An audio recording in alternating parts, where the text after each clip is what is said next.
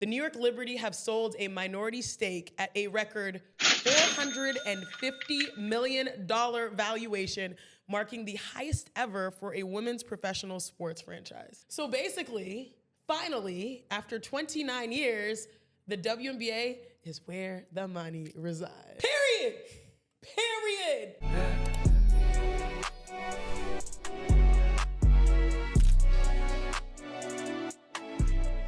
Hi, welcome back to the Chiney Show, powered by Victorious, redefining what it means to win.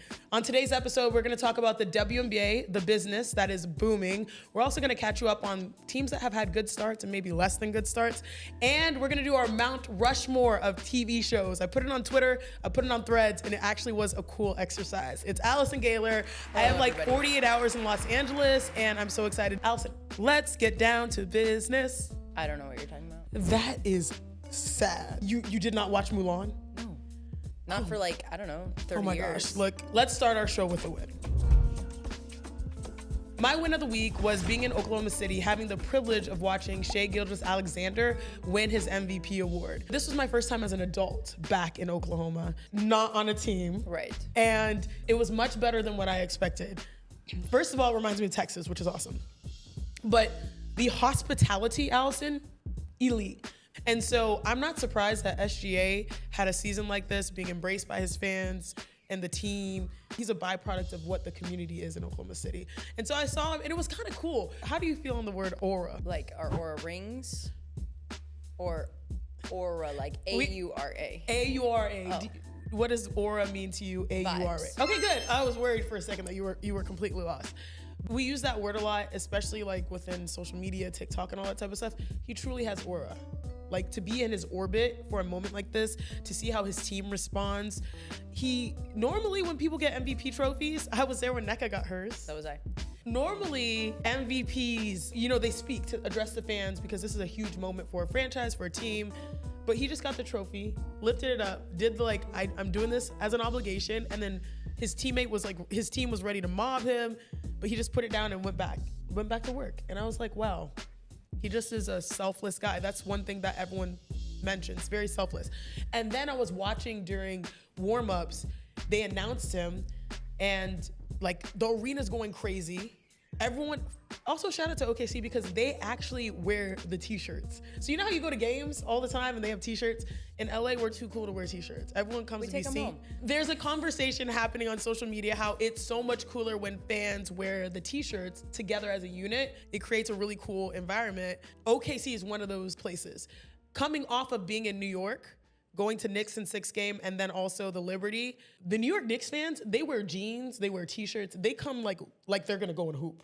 OKC, it's kind of the similar vibes. They're just like, family and friends pulling up wearing t-shirts, proud of their team. They announced him last and he walks out and the arena's going crazy. He'd already received his trophy, all the moments and all that type of stuff. And he just stopped, Allison, and I looked and he just was like breathing. You know how LeBron does on those meditate apps? Yeah. I saw that. I thought it was cool. You had me read the book by Tim Grover, Relentless. Yep. I'm glad you remember that. I reference it all the time. It's probably the only book I've actually read. Actually, I didn't even finish it. But I read the meat of it. Tim Grover, the trainer for Michael Jordan, for Kobe Bryant, for Dwayne Wade, said that the gift that those players had was their ability to be present.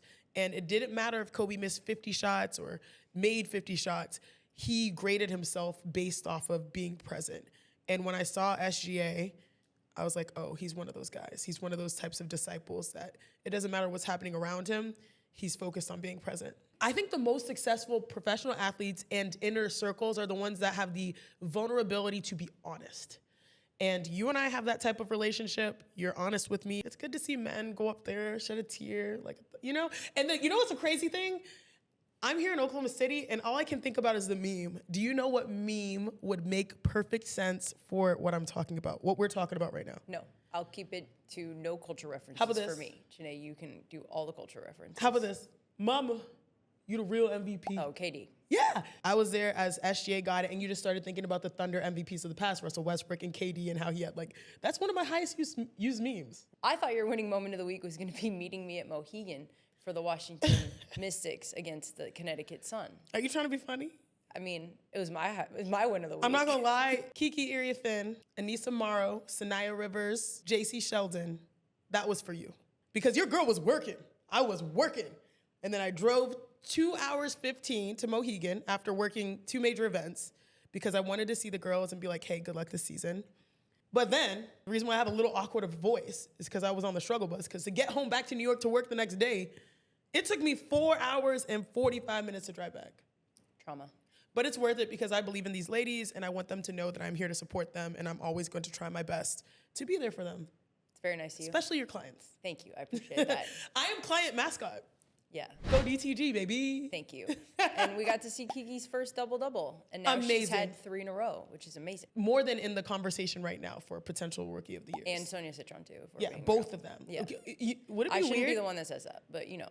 But I think that's the thing about Kiki and Sonia and the Mystics. They don't care who gets the credit. They just want to play ball. And I respect that. And maybe it would be kind of crazy if we had like a joint Rookie of the Year. They could go back to back and share it.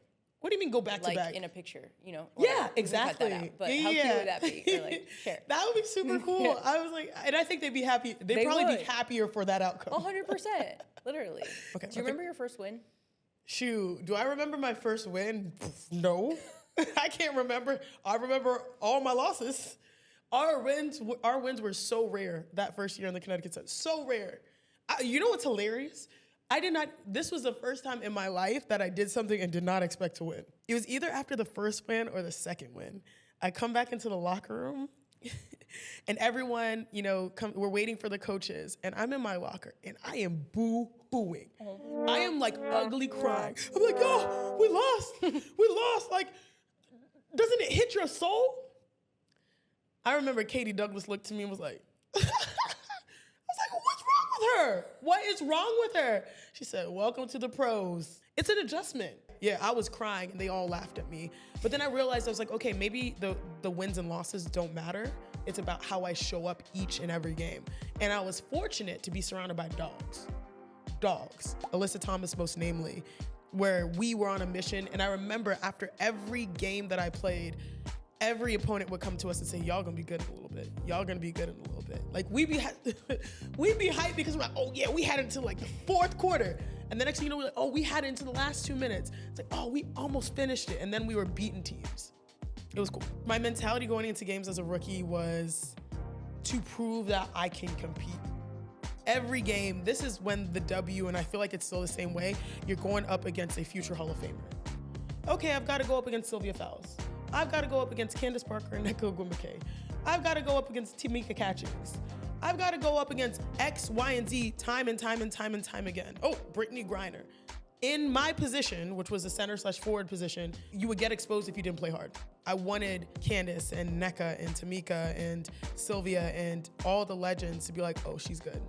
The reality is, Allison, the more I have separation with my career was a blessing, even though it was short. To be able to come into the league, Rookie of the Year, All-Star, and then right after have injuries, then fight back, and then become an All-Star again, and then fight back. And then obviously like my confidence took a major hit, but to even be on the court after 2 injuries that I think looking back, like an Achilles and microfracture surgery, that's where I started, to be able to compete. I think the first half of my career, I was definitely like averaging decent numbers. In the second half, by then I was just managing what I had. Are you ever going to retire? If the business requires me to retire, I'm gonna retire. Okay, fair enough. Some brand deals only happen if Chiney officially retires. So if you guys see a certain brand deal, I'm retired, baby. Retirement looking good. This is the big headline that you need to know right now, and it surrounds the New York Liberty. The New York Liberty have sold a minority stake at a record $450 million valuation, marking the highest ever for a women's professional sports franchise. Period. So basically, finally, after 29 years, the WNBA is where the money resides. Love to see it. So my first initial takeaway is that for so long, people have used the notion that the WNBA does not make money to demean it, to devalue it, right? And there's some truth to that, but there's also truth to the notion that businesses, big businesses, take a while to make money. It takes years, it takes decades. But finally, when you hit that sweet spot, the investment comes, the product is undeniable, that's when the game changes. And that's the normal situation for most professional sports leagues. We saw it happen with the NBA after Magic Johnson, Larry Bird took it off of tape delay. And then all of a sudden, a lot of similarities between Caitlyn and Angel all of a sudden makes you feel like, okay, this is something different. We have something here that has captured the hearts and minds of everyone. I think we're in that moment now. The cool thing is that there's a whole new narrative at play. So I feel like anybody that hears or says or perpetuates the idea that the WNBA is losing money, you need to know that that is no longer the case. Certain things have changed. Number one being the valuations of teams. But when we talk about the New York Liberty, the ownership led by Claire Wu Tsai and Joe Tsai, they sold a minority stake estimated to be between 10% and 20% of the team. What does this tell you? The valuations and the whole business are up and to the right. I feel like there's certain key factors that have helped accelerate it. I think the Las Vegas Aces are a perfect example of what the modern business of the WNBA, the true potential of it is. In 2018, the franchise relocated from San Antonio to Las Vegas and was purchased by MGM Resorts International. Then in 2021, in comes Mark Davis, who has been a sensational owner. He buys a team, and around this time, people are saying it's in low single digits. So I'm assuming 2 million, 3 million, 4 million max. Now, the Las Vegas Aces are currently valued at 140 million. So can you imagine an investment going from in 2018, single digits, 2, 3, 4 million, to now in 2025, the year of our Lord, going to 140 million. That is good business. That's better than good business. You don't get a return on investment when you give your money to a financial manager like of that proportion. So what happened? What are the key factors? I think one key factor is you have to have an undeniable product. You know what? Everyone talks about the NBA draft being funny. San Antonio / Vegas. You're talking about the lottery being funny. Yeah, the lottery being funny. So this is the luck. This is the same funny situation that we're paralleling to the NBA draft lottery that everyone's so mad about the Dallas Mavericks. So San Antonio gets the number 1 pick in Kelsey Plum. Then the team relocates to Las Vegas. Then they get the number 1 pick. Was it Asia first or Jackie? Asia. So Asia, game changer, ultimate game changer. And then you get another number 1 pick in Jackie Young. So you have 3 picks in like 5 years that are number 1, and now you are stacked. And of course, it leads to them winning championships. Indiana Fever got the number 1 pick 2 years ago and got Aaliyah Boston, and then followed up and got the number 1 pick in 2024 and got Caitlin Clark. That's how you really build. But honestly, I'm very, very happy that Caitlin went to the Fever. Oh, it's awesome. Everyone knew that this was the best, just hundreds of miles from Iowa. This is best case scenario. But the factors that I talk about are, obviously with the Las Vegas Aces being a good example, is the product being great, players being great. And then also there's this boost of branding and like players actually becoming cultural figures. People talk about tunnel fits. People talk about how they're doing certain partnerships, whether it's Nike or, just off the court type of stuff, more commercials. Star power. Star power was increasing completely. And then we get to a period of explosive revenue growth. The Aces generated approximately $17.8 million in revenue in 2023, which is a significant increase in revenue from previous years. So we're starting to get the revenue right, ticket sales, merchandising. We're actually meeting the fans with things that they want. For so long, we'd be asking like, oh, we need cool we see collaborations. The marketing and the revenue is all indicating that like we're on the right track. How do teams make money, right?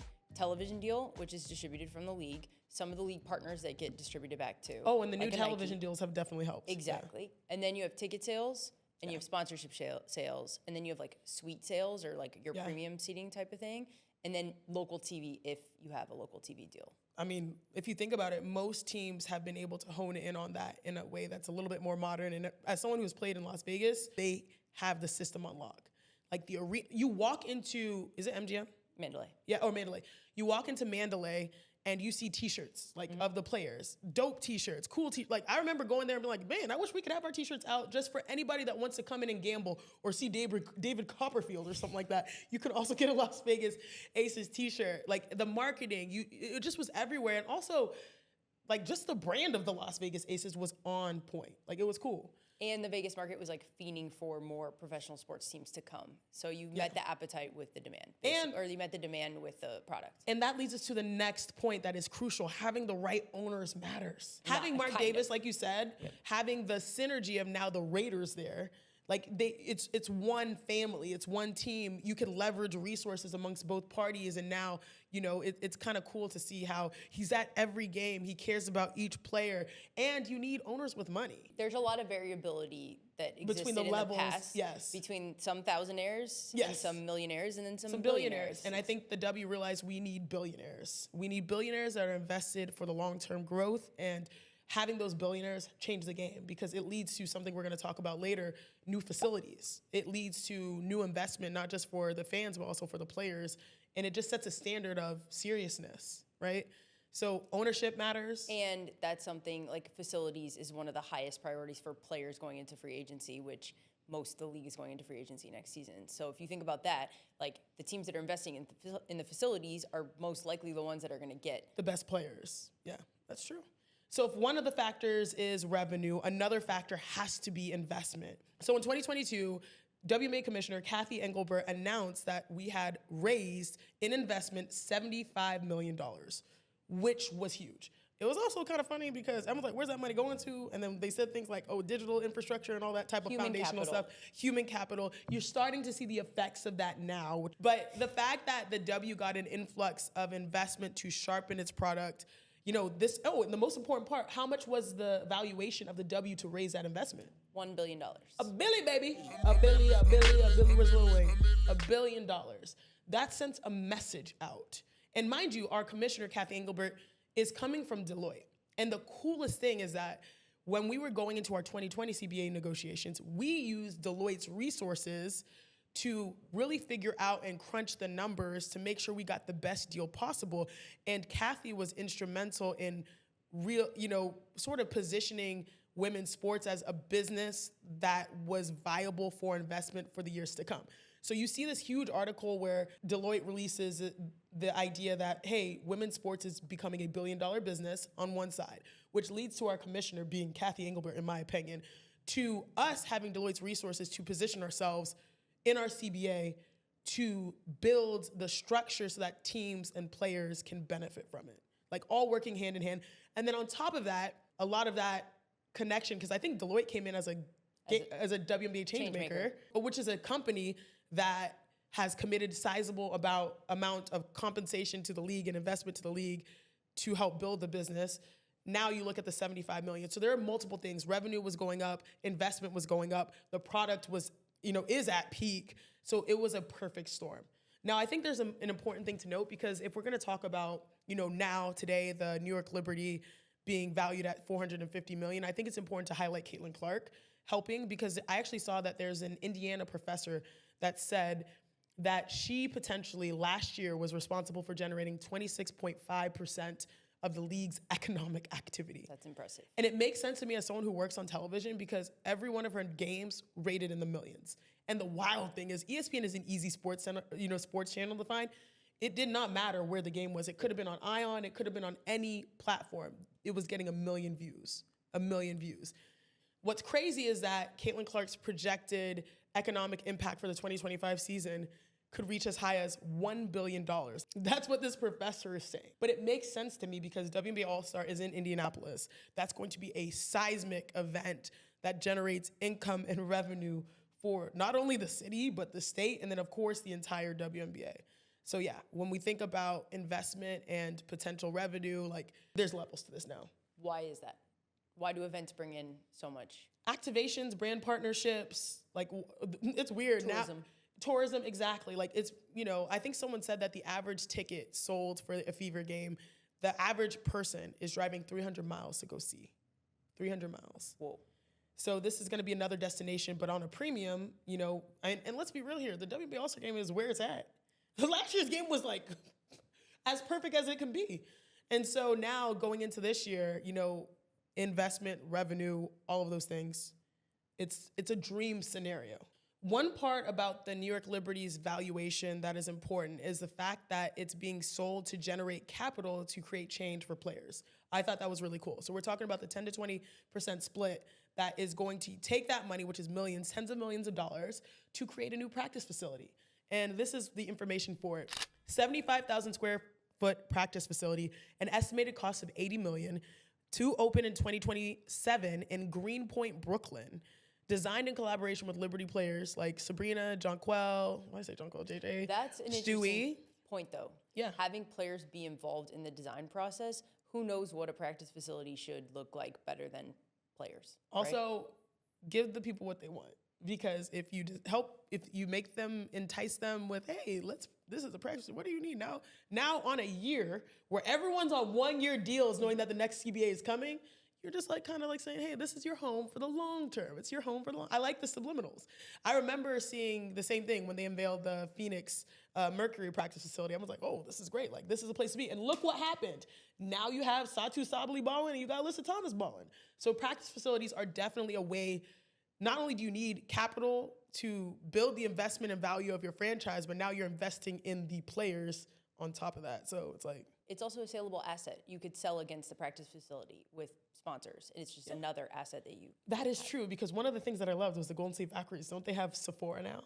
Sure do. Oh my gosh. Shout out to Sephora. Yeah. We're going to shout out Sephora on every episode. We love Sephora over here. Allison, this is how historic the New York Liberty's valuation is. The Liberty's valuation surpasses that of other prominent women's sports teams, such as Chelsea Women's Soccer Club, which you know a lot about, considering that one of your clients, our favorite, Chris Loden, is playing for Paris Saint-Germain. Hey. Paris Saint-Germain? PSG. Mm-hmm. But Chelsea Soccer Club was valued at $326 million, following a recent investment by, do you want to guess? You know who it is. Alexis Ohanian at 8%. Yeah, there you go. Yes. Yeah, he's a guy that most notably invested in Angel City alongside a plethora of celebrities. And I think that for American women's sports, Angel City was the standard at the time of sale to our favorite Willow Bay, Bob Iger. And Bob Iger. Now you're hearing in the WNBA 400 plus. So I think that's kind of cool. But then also when you think about the global numbers, that it surpassed $326 million for Chelsea Soccer Club. Angel City, though, was a majority sale transaction where there was a transfer of majority ownership versus these other transactions, which are minority, ownership. So in layman's terms, if you're getting, a minority piece of a team, it's strategic capital to build a practice facility and bring in owners that maybe are more representative that you can use as ambassadors in the space as well, people that are aligned on a new mission. Exactly. But when it's a majority transaction, this is when you've done your work. Like, you've built it up. What we're seeing, it happens quite often in NBA and NFL teams, like families that have owned it for decades then make a majority transaction, and what you'll hear is, oh, we bought the team for $13 million and now it's $1 billion. Like, that's the long-term benefits. That's the play that I think a lot of people that are trying to invest in women's sports now are betting on. Hey, I'm getting in with a couple million, but I know that couple million will be significantly more in 20, 30 years. Because we're up. We up, baby! And it was announced, I think in the last couple of weeks, that the Connecticut Sun hired an investment bank to explore a potential sale or relocation or what have you. And I stand by that decision. As someone who has played for the Connecticut Sun, I think it is time. It is time. And I love the fans, because when we were there at Mohegan, they're the same. They're the same. It's true when people say UConn is basketball capital of the world, like, that state lives, breathes, eats everything basketball. But to compete with the best of the best, you need to have that influx of capital to be able to meet that moment. And I think that having a new owner will provide the best pathway for that. I didn't mind practicing at the Tribal Government Center because we had our own locker room, we had our own court. But then the more you start thinking about it, I was like, oh, we shared a gym with anybody that worked for the tribe. You're also very easy, and you don't know what you don't know, right? Yeah. You were a rookie, and it was like, But I still had a separate court, and I had a locker room, which is more than what a lot of teams could say at the time, back in 2014. But then again, like I said, the things that matter, the private gym or just the resources, it was not there. And even a bigger issue was we saw that, it became super controversial. The Connecticut Sun, when they were in the playoffs, they had to compete with like birthday parties on their court, which is not okay.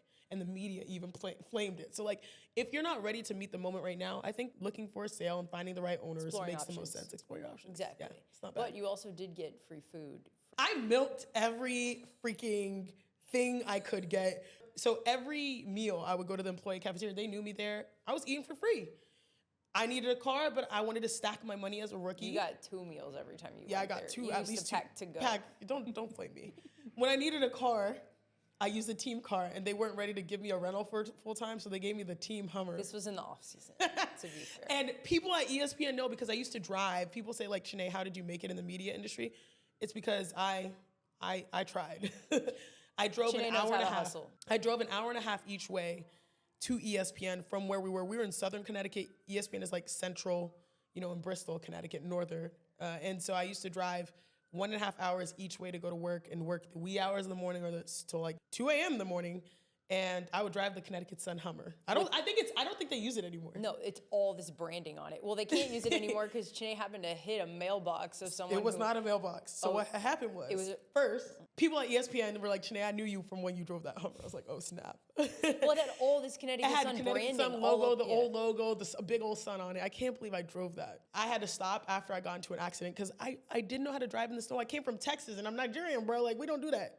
So the one time I was so desperate to get to work because I was literally hustling so hard and I was like, oh, it's snowing, no big deal. I'll be fine, I'll be able to make it. I did not realize that snow accumulates quickly, especially in storms. So by the time I hit the highway, I was like, I need to go back home, I can't go to work. I didn't know how to put like the snow tires on or like have the snow gear. Girl, I will never forget. I was driving, I was like, I just need to get off. I was probably going 35 miles per hour and I thought I was flying in the snow. So I turned off an exit and I said, I need to turn around and go back. I can't stay on this highway. It was just, all I saw was white snow, flakes everywhere. Snow, ground was covered. When I left my house, like you could still see the ground. So I thought I was gonna be okay. I turn off this exit. I'm like, okay, let me slow down turning off this exit. I pressed the brake.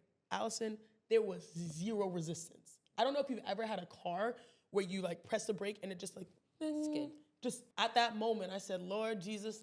And I saw ahead of me was a ditch. And Connecticut has boulders everywhere.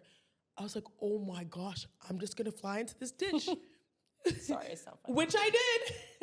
And this is where I said God was watching me because I hit like the side of the boulder. Shout out to the Hummer though, because it had a big old bumper grill in the front and the back. So like whatever I hit, you could have never told. I was like stuck in a ditch in the middle of a growing storm. Everyone knew to stay at home, but I was silly. And I got lucky. I'm telling you, I never saw one car or one human being on my 20 minutes of driving, but I got lucky. So there was a guy, a technician that was working for a power outage and he was up. And I think that was God looking out for me on a power line. And he saw what happened. I opened the door and I was like, ah. Mind you, I didn't wear anything for the snow. I just was wearing like this, like a hoodie and pants. I was like, what am I gonna do? And then I heard a voice from God saying, do you need help? I was like, yes. So he comes down, and I didn't know how to reverse. He reversed my car and said, you need to go straight home.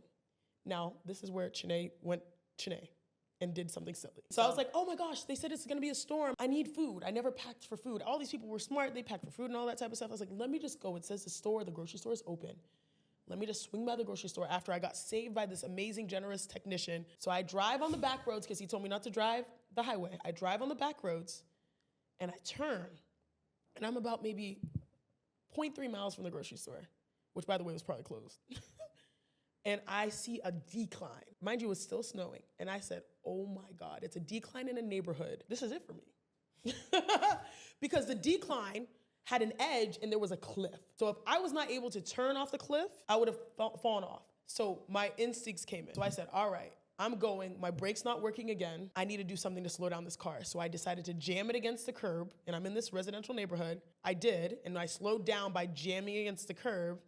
And then I remember I tried to jump out of the car, which it didn't open, the door didn't open, which of course it didn't. And then because I jammed it, I started, instead of going straight, I started drifting to the side, and I drifted into someone's front lawn. And the only reason I stopped is because there was a storage. You know how they have these outdoor storage safe units, like where you can put stuff in, whatever it is, that's like a New England or some kind of thing, like an outdoor weather unit. I ran over this wooden unit that was like protruding from the lawn. That's what stopped me. And I was parallel. The car stopped parallel to the home's window. I turned to my right, and up pops a little boy. He's like, and I was like, what?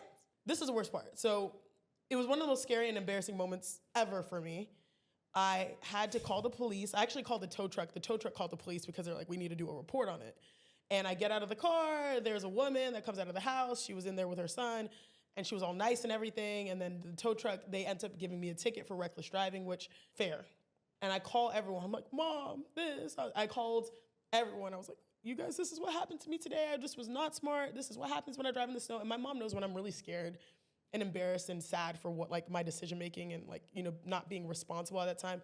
She didn't land me. She like was like, Chiney, it's okay. You never had that experience and now you know. Cool. I go to sleep. Next day I get a call. You tried to blame me for going to get food because I was a proponent of you getting food so you didn't starve. And then you were like, that was all your fault, Allison, because... Yeah, because I was going back and you're like, well, don't you need food? And you did so I need did food. try to blame you for like almost running into this woman's house with a Hummer. So the next day, I get a call from, at the time, Bill Tavares, who was our amazing PR guy for the Connecticut Sun. He's like, Chiney, how are you doing? Are you okay? And I was like, what? I'm like, are you okay? He's like, how'd you know I had an accident? He said, oh, because I read about it in the paper.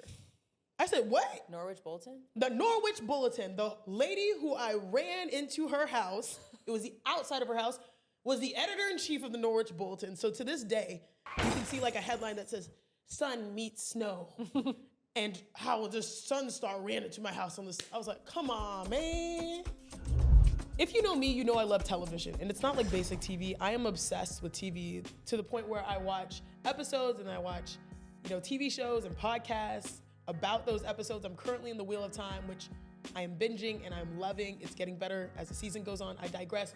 But in the euphoria of watching another TV series that has truly been great, I hit Twitter and X and I asked everyone on social media, what is your Mount Rushmore of TV shows?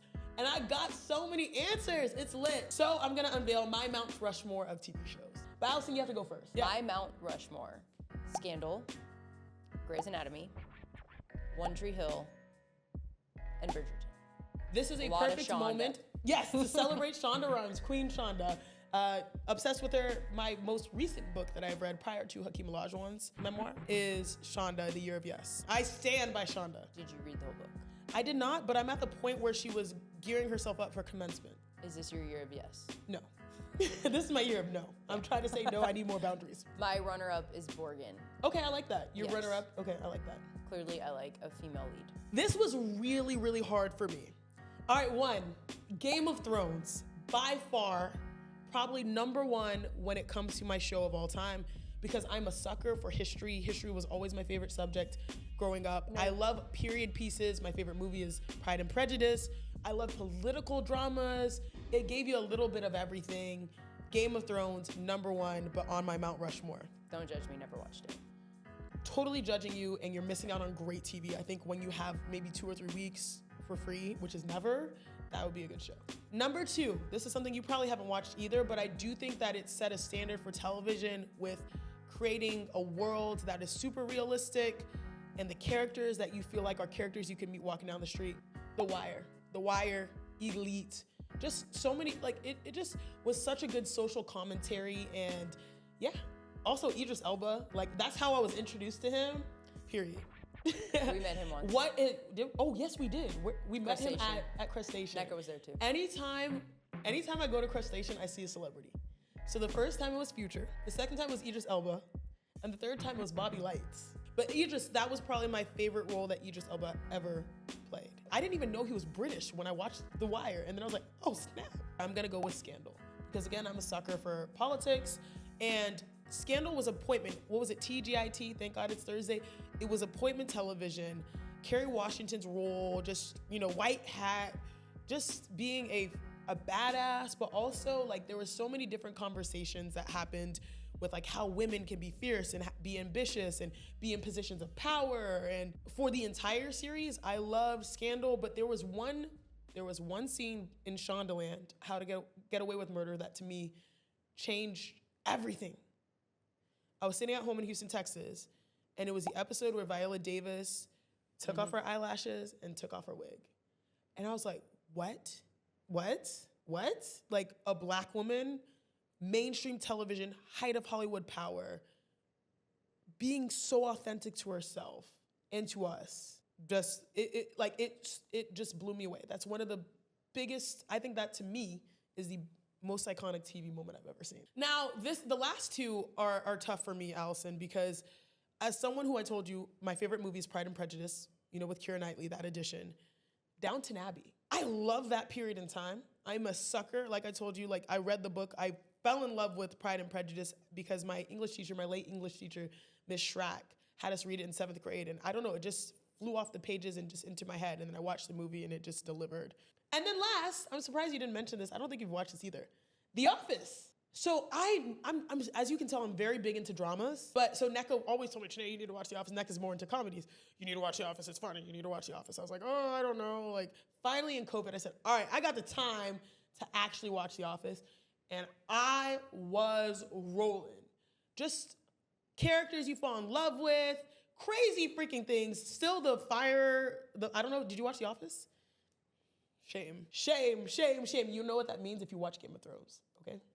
The Office, still that fire alarm situation, fire drill episode I literally cried. So that's my Mount Rushmore. We've got Game of Thrones, The Wire, Downton Abbey, Scandal, and The Office.